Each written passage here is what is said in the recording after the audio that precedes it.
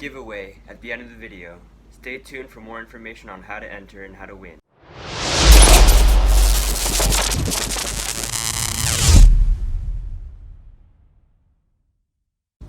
What's going on, guys? My name is Dane Sklar and this is DSklar41.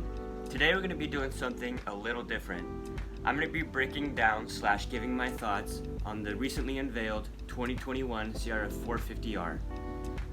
It's something that I've long been anticipated for. I was really excited to see what the refresh is going to look like, and at last it's been unveiled to the public. So without further ado, let's get into the video. Alright, so number one, design. I personally like the design of the 2021 CRF 450R. I know it's controversial just because it looks like a KTM or a Husky, and I could see that to somewhat of an extent from basically here on, but I'll have a picture somewhere on the screen of the new bike. Tell me what you all think down below. Obviously it's for a purpose, it's more aerodynamic, it's sleeker, Honda did it for a reason, but for me, like I said, it's a welcome design for the 2021. Let me know what you all think in the comments below. Alright, so number two, bodywork, kind of piggybacking off the design. So for the 17 through 20 generation, there is 12 mounting points total for the bodywork, 6 on each side. For 2021, there is 8 mounting bolts for the bodywork, 4 on each side. I'll have a diagram somewhere on the screen to compare the two. The 17 through 20 generation, the seat is secured and mounted in the back here. You just loosen these 2 bolts, 1 on each side, slide the seat off backwards, and that gives you access to your air filter and battery. For the 2021, it's actually secured more up top, probably for the ease of access for the air filter, because it is in a different spot, and I'll break that down in a different part of the video. But for the mechanical aspect of the bodywork, obviously taking 12 bolts off minus 8 bolts is obviously more convenient, less time consuming, also easier on you and your mechanic. For whatever reason, you have to take the plastics off. So that is number 2, bodywork. Alright, number 3, and this is probably my new favorite feature of the 2021 CRF 450R, and that is the addition of the hydraulic clutch. In the past, if you watch MXA or Dirt Rider magazine, they'll complain that these generations had a weak cable clutch, and I didn't have a personal problem with it too much. As you can see, I did add a Hinson clutch, full clutch I did later, but that was just because my friction plates and my basket was already getting worn. But that's besides the point. Up until this point, pretty much the only one that didn't have a hydraulic clutch in the new bikes was Suzuki and Honda, and I'm just finally glad that they put one. Obviously, hydraulic clutches, smoother action, smoother level pull. The only thing I don't care for about hydraulic clutches is one, if you don't know how to bleed them, you don't know what you're doing, it's kind of easy to screw up, and you gotta do that every so often. And number 2, it's a little vague feeling, but it is easy to get used to. Jasun had a hydraulic clutch on his 2013 CRF 450R. He did not put one on his 2019 because his got stolen, and I do want to talk about that more about that later. But going back to the bike, it's definitely a welcome addition to the 2021. I'm looking forward to seeing how it feels and how it rides and performs. Alright, so number 4, kind of piggybacking off the hydraulic clutch, is the clutch itself. New for 2021, they just added a couple new friction plates and a couple new regular plates. Obviously they just stack, you know. And they changed the springs so they're a little bit stiffer, and they reworked the clutch basket itself. Obviously this has all been designed to work better with the new hydraulic clutch system. For more information, you can obviously check out Honda's website themselves, but based on what I know, that's all they changed for the 2021 CRF 450R to the clutch. Alright, number 5 is a larger intake. I have on the screen somewhere the diagram, the difference between the 20 and the 2021.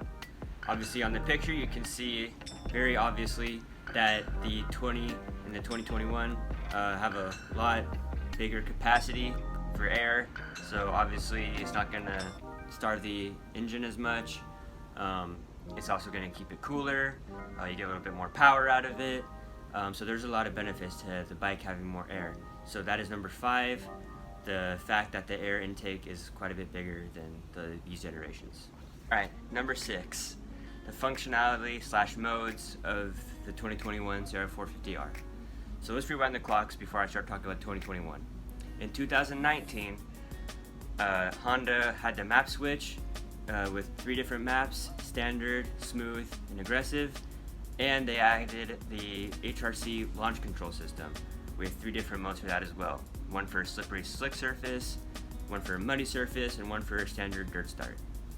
In 2020, and one of the few differences between the 19 and 20, they added the HSTC, to put it into simple terms, traction control system, and there's 2 different modes for that. Obviously I haven't got to try it yet because I have a 19, but from what I understand there's 2 different modes. But they had 2 separate switches on the left side, which is where the clutch is, for the map, the kill switch, and then the separate switch for the traction control system. In 2021, and I'll have a picture of it on the screen somewhere, they condensed all 3 into one, which minimizes the need of buttons, the need for more wiring harnesses for that specific button alone, and just keeps it more organized. So you have your kill switch, your map switch, and your traction control system switch all into one system. And just like the 19 and 20, the launch control system is still embedded in the start device button, and basically just you hold that down till the purple light starts blinking, and then you have 3 different modes to choose from while you're on the gate. So that is number 6, the map switch / functionality of the motorcycle. Alright, number 7, and that is the addition: new swing arm, new subframe, and new rear shock. Obviously with the new bike platform, these changes were expected. From what I understand, the swing arm is more narrow, lighter, and the geometry is a little different, so you have better ground clearance for the ruts, and you have more traction in the rear and less sway, so not as sketchy. For the rear shock, and you can be the judge of this yourself, to me, and I have the pictures up here, the rear shock doesn't look completely different. Obviously it's got to fit the new swing arm and the new subframe. And actually, speaking of the subframe, it's 2 pounds lighter, the geometry is a little different, obviously to fit the new bodywork. So overall they're trying to save weight, which is actually a really good thing, because even though it doesn't feel like it, the 17 through 20, these are one of the heaviest bikes in the classes, right next to Suzuki, which is the heaviest. So they're trying to do whatever they can to save weight, and that is greatly appreciated. This thing is going on a diet for 2021. Alright, number 8, and this is kind of a big change, even though the change itself is relatively small. And I say it's big just because it's engine performance and the fact that it can breathe better. And that is the change of the injector angle. It went from 30 degrees to 60 degrees. So now basically all that's doing is just more cold air in the intake path. Obviously, this bike, and the magazines will tell you this as well, this bike does run a little bit hot, and obviously the colder the better. Alright, last but not least, and this is probably the most obvious one, and that is number 9, the exhaust. They did away with the 2, it went back to the 1, just like the 9 through 12 generation. What does this do? Well, for one, if you remember my 5 pros and cons about this bike, it saves you money. Buying 2 pipes is a lot more expensive than buying 1 pipe. Number 2, saving 2 pounds, even though 2 pounds doesn't sound like a lot, it is on a motorcycle. And like I said earlier, this thing's going on a diet, and that's a good thing.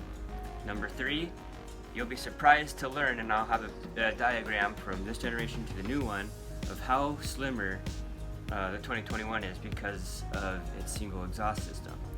This thing is slim, don't get me wrong, and it feels great in between my legs. However, this is actually quite a bit slimmer, and you can judge for yourself with these diagrams. Also, if you recall on my 5 and Pros cons video about this bike, I have the Yoshi on now, but the stock header protruded so far this way, you just felt so much heat coming off of it, and it looked kind of unsightly.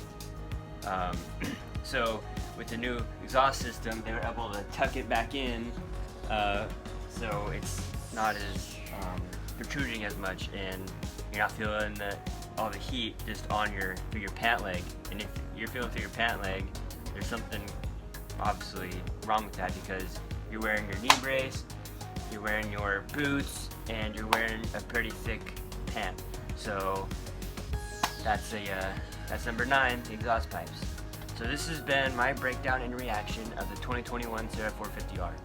Let me know what you all think down below, and now let's get on to the giveaway information. Alright, now the moment you all been waiting for, the giveaway. If you want to win these brand new 100% Blakes with hyper blue lenses, all you have to do is subscribe to my channel, leave a like on this video, and go follow me on Instagram. I will leave a link to my Instagram down below in the description. It's also usually in the intro, at DSquad41. So once you do these 3 things, I need you to comment on this video, done. And once you do that, I will know that you have entered. Anybody can enter, doesn't matter where you are, I'll ship these to you. So on August 17th, 1 month from now, I will pick a winner from whoever commented done, and these will be yours. So good luck, and may the best person win. If you guys like this video, hit that like button. Do not forget to comment and subscribe, and I'll see you all in the next video.